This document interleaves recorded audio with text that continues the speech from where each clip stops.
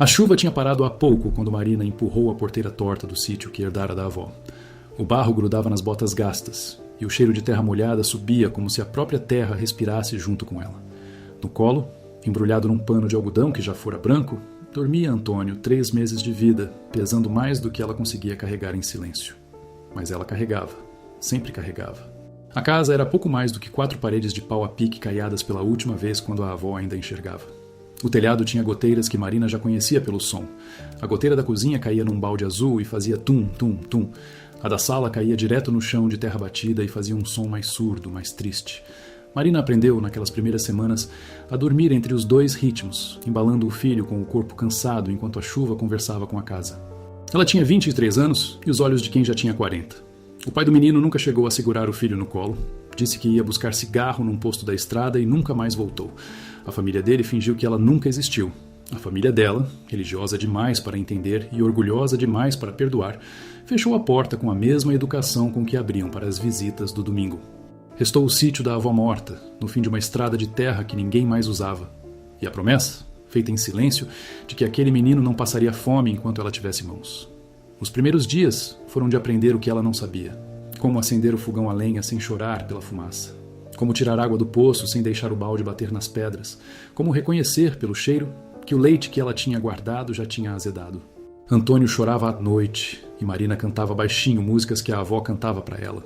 Músicas cujas letras ela não lembrava direito, mas cuja melodia tinha ficado guardada em algum lugar fundo do peito, como se o corpo soubesse coisas que a memória esqueceu. Ela emagreceu, as roupas começaram a sobrar nos ombros, mas ela não reclamava, nem mesmo sozinha. Reclamar parecia desperdício de força, e força era a única coisa que ela ainda tinha em estoque. Quando o leite do peito começou a falhar, ela ficou apavorada de um jeito que nunca tinha sentido. Olhou para o filho, pequeno demais, dependendo dela inteiramente, e sentiu pela primeira vez o peso real de estar sozinha. Não a solidão romântica dos livros, mas a solidão prática de quem não tem ninguém para pedir um copo de água quando o braço já não aguenta segurar a criança. Foi nesse dia, num fim de tarde de cor alaranjada, que ela ouviu o som das patinhas na estrada. Tac, tac, tac. Pensou primeiro que fosse imaginação. Depois pensou que fossem cabritos do mato. Mas quando saiu para olhar, viu, vindo pela curva da estrada, um homem alto, magro, de chapéu de palha desbotado, puxando 2 cabras por uma corda fina. Numa das mãos ele segurava uma enxada apoiada no ombro, como se fosse parte do corpo dele. Ele andava sem pressa, como quem anda há muito tempo, e aprendeu a economizar passos. Marina ficou parada na porteira, segurando Antônio com força demais. O homem parou a uma certa distância, tirou o chapéu e disse só: "Boa tarde, moça. Tô procurando a casa de Dona Aparecida." Aparecida era o nome da avó. Marina sentiu um nó na garganta e custou para responder. "Minha avó morreu faz quase 1 ano." O homem ficou em silêncio um tempo. Botou o chapéu de volta na cabeça devagar. Olhou para as cabras, olhou para o chão, olhou para Marina e para o embrulho que ela carregava no colo. "Eu trabalhei para ela faz muitos anos. Ela me deu 2 cabras quando eu era moleque, para eu começar a vida. Eu vinha trazer os filhotes dessas 2. Era uma promessa minha." Marina não soube o que dizer. Ele esperou um tempo, como se estivesse acostumado a esperar. "Se a senhora não quiser, eu volto para a estrada." Ela olhou para as cabras, olhou para o filho, olhou para o homem, que tinha a pele queimada de sol e os olhos de uma cor que ela não soube nomear, alguma coisa entre o mel e a terra molhada. Pensou em todas as coisas que poderia perder por confiar num desconhecido. E pensou em todas as coisas que ela já tinha perdido por desconfiar dos conhecidos. "Pode entrar," ela disse. E a voz saiu mais firme do que ela esperava. O nome dele era Joaquim. Tinha 30 e poucos anos, mas o jeito de falar parecia de alguém mais velho. Ele amarrou as cabras numa goiabeira do quintal, encostou a enxada na parede da casa com cuidado, como quem encosta um instrumento de respeito, e perguntou se ele podia ajudar em alguma coisa antes de ir embora. Marina ia dizer que não, por orgulho, mas Antônio começou a chorar de fome naquele exato momento e ela sentiu o peito ficar duro e vazio ao mesmo tempo.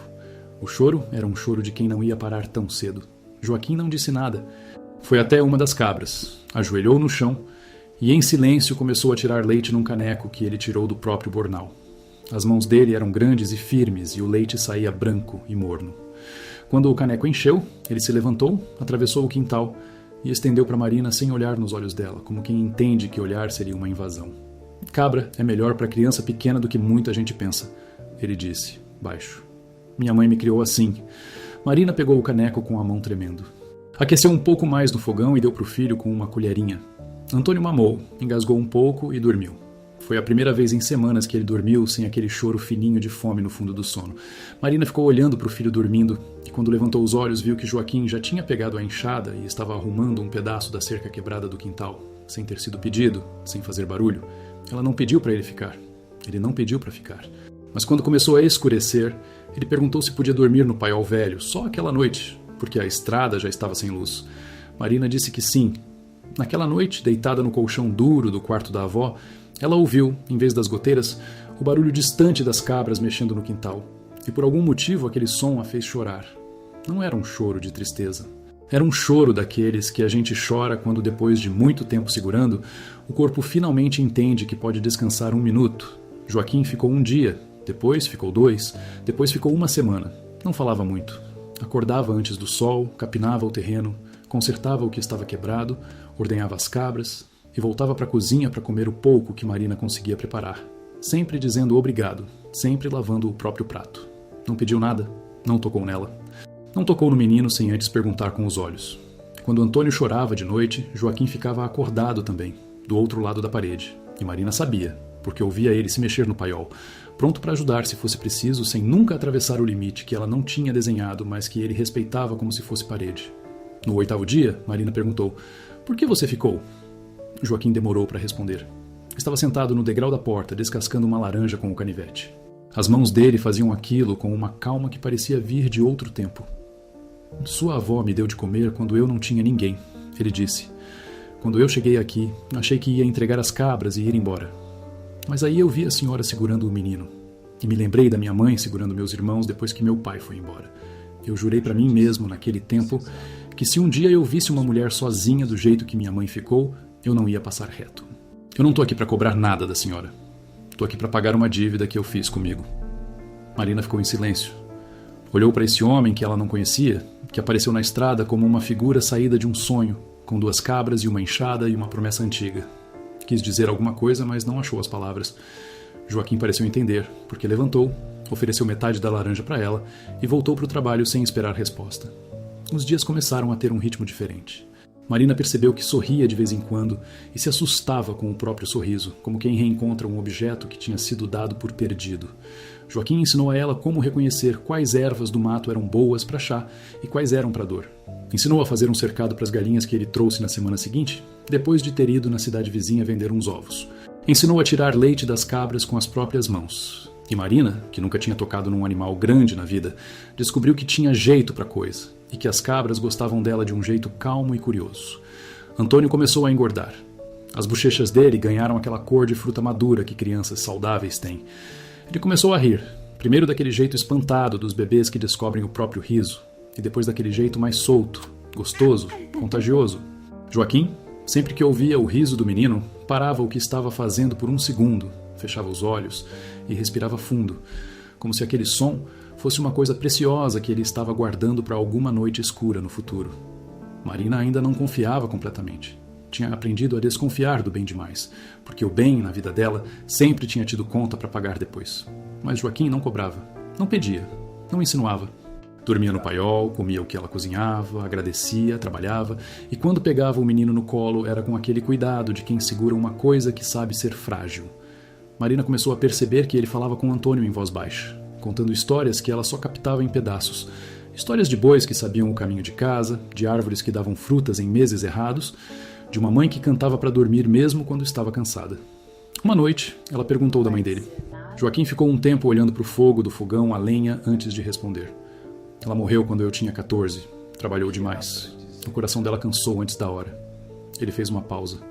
Eu prometi para ela que ia ser um homem que não desaparece, que não some quando as coisas ficam difíceis. Não consegui salvar ela, mas estou tentando manter a outra parte da promessa. Marina sentiu os olhos arderem. Não chorou na frente dele porque ainda tinha o orgulho velho como couraça. Mas naquela noite, deitada no escuro, ela pensou no homem que prometeu buscar cigarro e não voltou, no pai que fechou a porta dela, nos parentes que sumiram, e pensou em Joaquim, dormindo no paiol para não invadir o espaço dela, ordenhando cabras para alimentar um filho que nem era dele.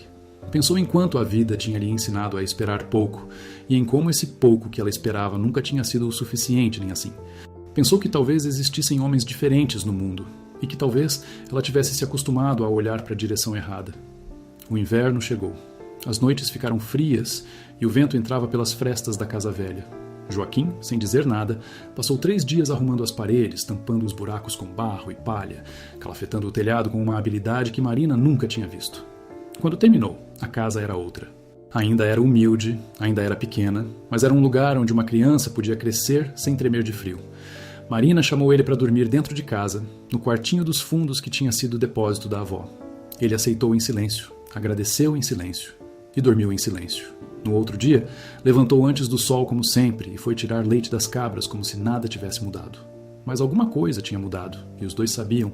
Foi numa manhã de junho que aconteceu o que tinha que acontecer. Antônio estava engatinhando pelo chão da cozinha, perseguindo uma galinha que tinha entrado sem ser convidada. Marina estava rindo. Joaquim tinha acabado de chegar do quintal com um cesto de mandioca. Os olhos dos dois se encontraram por cima da cabeça do menino e ficaram ali 1 segundo a mais do que o necessário.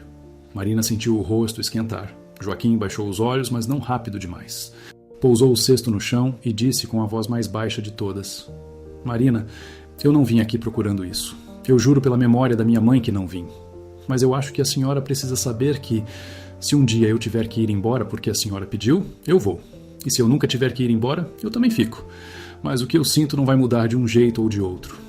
Marina não respondeu na hora.